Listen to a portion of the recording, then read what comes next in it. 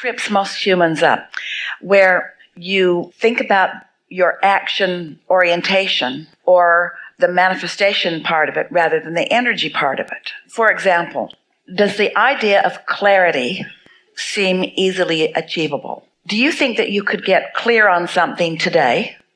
Do you think that you can get clear on something 20 years from today? Do you think you need 20 years to find clarity? Or do you think that clarity is something that is easily achievable?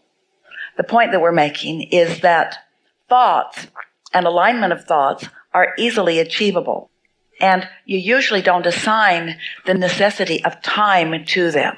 In other words, I can be happy or sad today. I can be happy or sad 20 years from today. But I don't need 20 years to go from sad to happy. I could focus that into being today. And we want you to understand that everything is that way. But it is your action orientation and your belief in how long it takes to gather up. If you can think of money as energy rather than as money, then you can shorten the timeline. But even more, we would focus upon the outcome that you're reaching for rather than the means that you believe is necessary to accomplish it. If you think about what you want and why you want it, the energy is usually clear.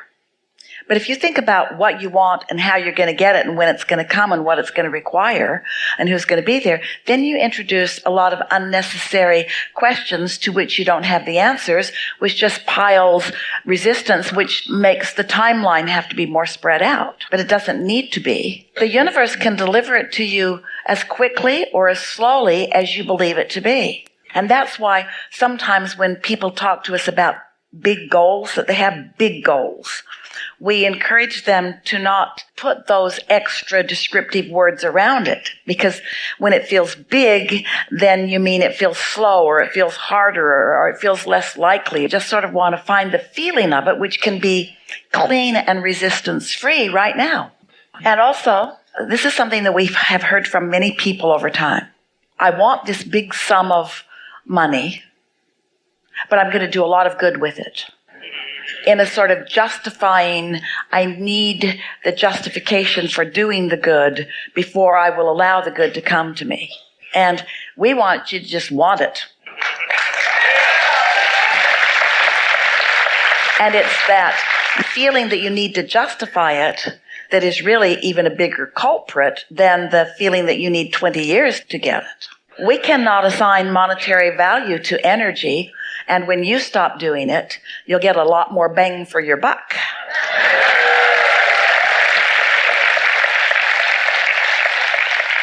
Don't assign a price tag to it that throws resistance on the trail. And we know you're wanting to bridge or blend the action with the energy or the physical with the non-physical.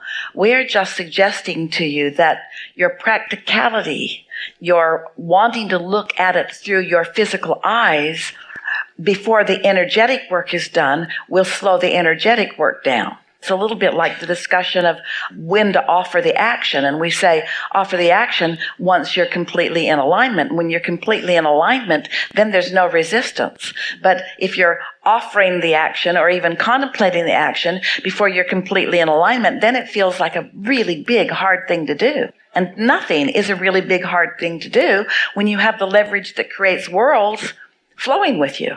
Don't get your desire ahead of your belief. That's just torturing yourself unnecessarily. If you get your desire ahead of your belief, then it's uncomfortable. Then you have to add decades to the process. But what if your desires just called your belief into alignment? What if your desire is uninhibited because you put it there, it's there and it's real? And what if your inner being is all over it and calling all of the cooperative components? And do you know how you'll know when you're a cooperative component? When it doesn't feel hard to do, when it just feels like the next logical step. We can help you. The next logical step is not to take any action. The next logical step is to enjoy the whole idea of it, to take pleasure from the idea of it. Because what trips everyone up is having a goal that they can't see the means to the end. And so the goal itself feels more uncomfortable than it does pleasurable. So what you want to do is use the power of your focus to let this intention be utterly and only satisfying. No downside. It's in vibrational form. Do you know every empire, even every relationship, every magnificent creation, really every creation, is accomplished vibrationally almost immediately, long before you allow the physical bricks and nails and boards to become part of the equation. Do you believe, we're asking all of you this, do you believe that you have the ability to take pleasure from the vibrational form of your creation? Because that's really what you got to do. You got to take pleasure and only pleasure from the vibrational form of your creation. And when you've got that nailed down, then all of the other pieces will come into place. But when you believe that you've got to figure out how or where or when the other pieces are going to come into place before you let yourself take pleasure in it, then it gets all lopsided. We're just saying get rid of the doubt. Can't get rid of anything. Replace the doubt with the pleasure of the idea.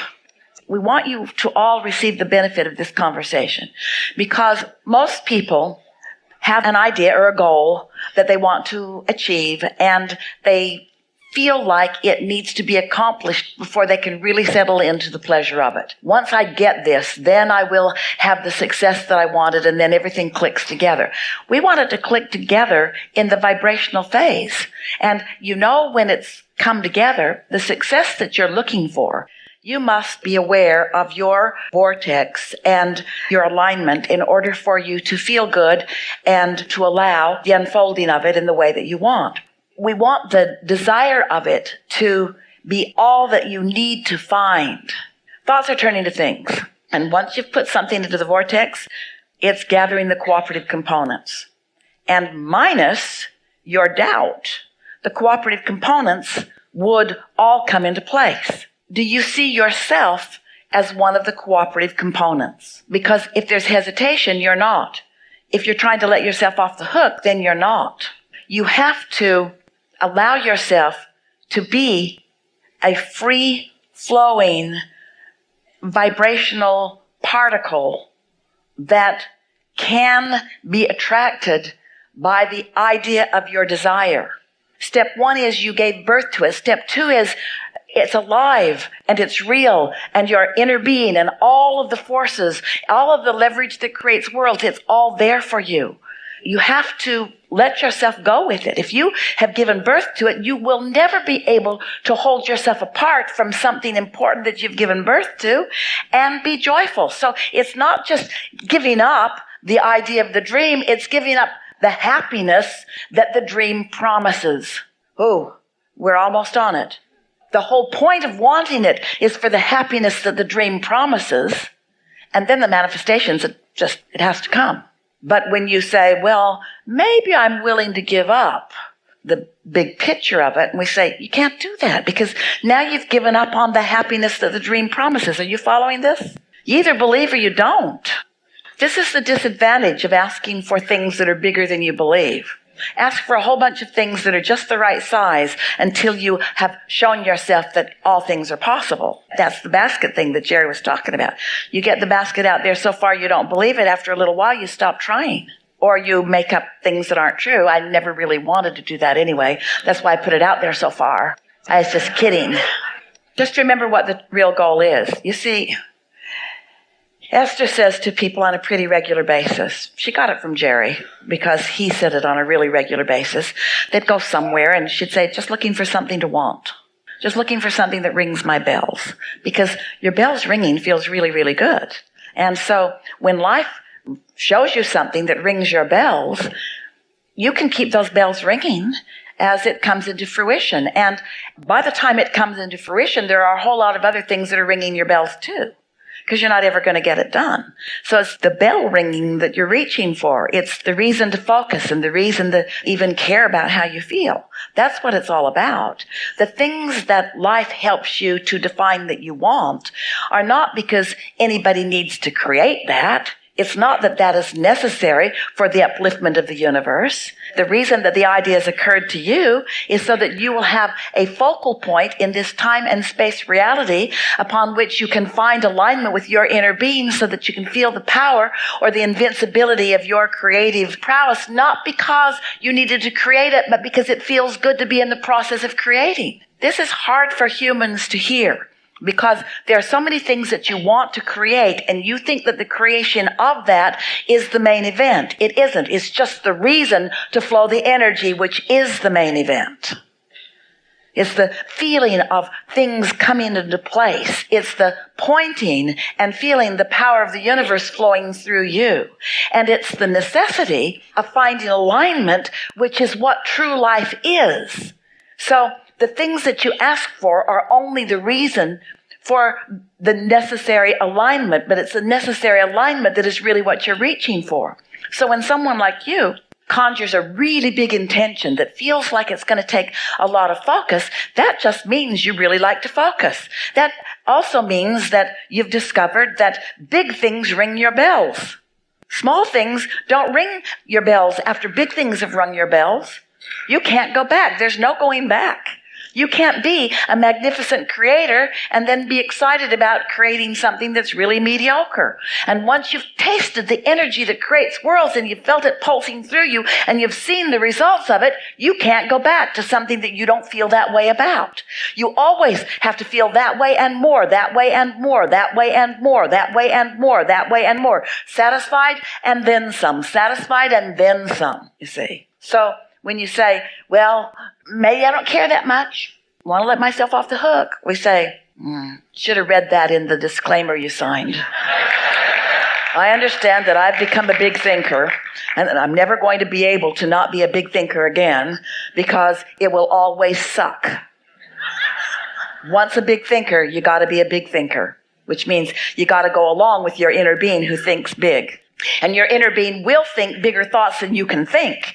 But your inner being will not ask you to think the big thoughts that you're not ready to think. But you cannot think contradictory thoughts to the big thoughts that your inner being is thinking because you asked your inner being to think the big thoughts. You said, I want it, and your inner being says, all right, we're on it. We'll gather all the cooperative components. It'll be more than you can comprehend. You're going to have to move forward on trust and faith. You're going to have to believe in the process of the universe. You're going to have to remind yourself every day about law of attraction. You're going to have to find your vibrational balance in all of this, and we'll take care of all of the details. All you got to do is get ready for the revelation that we're offering to you at all times. You've got to be positioned to realize the next step and the next step and the next step and the next step. Not all the steps, just the next step. You like that?